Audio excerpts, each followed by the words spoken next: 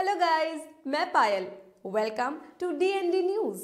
हर एक दिन की नई खबरें पाने के लिए इस चैनल को सब्सक्राइब जरूर कीजिए और साथ ही साथ बेल आइकन को भी दबा दीजिए।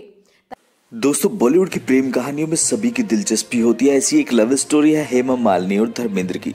शादी तक पहुंचने का रास्ता दोनों के लिए इतना भी आसान नहीं था।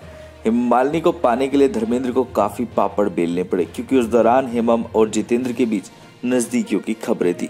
तो चलिए बताते हैं ऐसा एक पुराना किस्सा। हेमा मालिनी ने अपनी biography beyond the dream girl में धर्मेंद्र के बारे में कई खुलासे किए।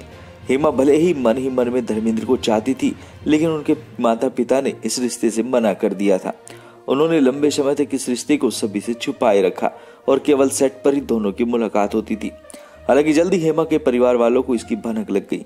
दरअसल एक दिन हेमा दिन भर घर से बाहर रही और शाम को वह लौटी। हेमा की मां जया यह समझ गई थी कि उनकी बेटी पर कड़ी निगरानी की जरूरत है और इसका ही एक उपाय है कि वह हेमा की शादी करा दे।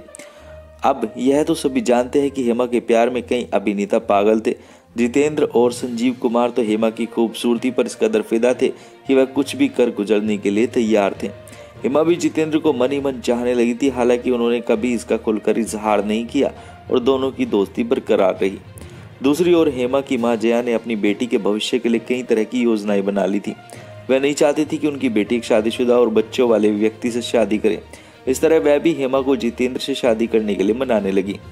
हेमा से शादी के बारे में जितेंद्र ने कहा था कि यह उनकी गलतफहमी थी। उन्होंने कहा, मैं हेमा से शादी नहीं करना चाहता था, मैं उससे प्यार नहीं करता हूँ, वह मुझसे प्यार नहीं करते, लेकिन हमारा परिवार ऐसा चाहता है था और वह एक अच्छी लड़की है।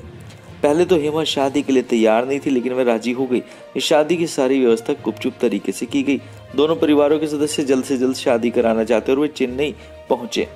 हेमा और जितेंद्र के परिवार वाले तैयारियां कर ही रहे थे कि एक स्थानीय अखबार को इसकी जानकारी मिल गई। बस फिर क्या था, यह खबर अखबार की तरफ फैल गई। जब मुंबई में धर्मेंद्र को इसका पता चला तो उन्हें जोर का झटका लगा। उन्होंने बगैर वक्त गवाए जितेंद्र की गर्लफ्रेंड यानी कि शोभा सिप्पी से मिलने की योजना बनाई और दोनों साथ में चेन्नई पहुंचे। धर्मेंद्र और शोभा सीधे हेमा के घर गए, जहां शादी होने वाली थी। धर्मेंद्र को वहां देखकर हेमा के पिता गुस्से से भर गए और उन्हें घर से बाहर निकाल दिया। हेमा के पिता ने धर्मेंद्र से कहा, तुम मेरी बेटी की जिंदगी से दूर क्यों नहीं चले जाते हो? तुम शादीशुदा हो, मेरी बेटी से शादी नहीं कर सकते।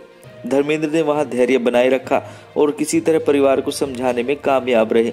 आखिर में परिवार इस बात पर सहमत हुआ कि वह धर्मेंद्र हेमा से अकेले में कमरे में बात करेंगे। वहीं कमरे के बाहर हेमा के माता पिता, जितेंद्र का परिवार और शोभा उनका इंतजार कर रहे थे। धर्मेंद्र ने हेमा को समझाना शुरू किया। उन्होंने कहा कि अगर वह उनसे शादी नहीं करेगी तो यह उनकी जिंदगी की सबसे बड़ी भूल होगी। उन्होंने जितेंद्र से शादी नहीं करने की गुजारिश की। एक और धर्मेंद्र हेमा को समझा रहे थे, वहीं बाहर शोभा जितेंद्र पर गुस्सा जाहिर कर रही थी। जब हेमा कमरे से बाहर आई तो सभी की निगाहें उन पर थी कि वह क्या कहती है।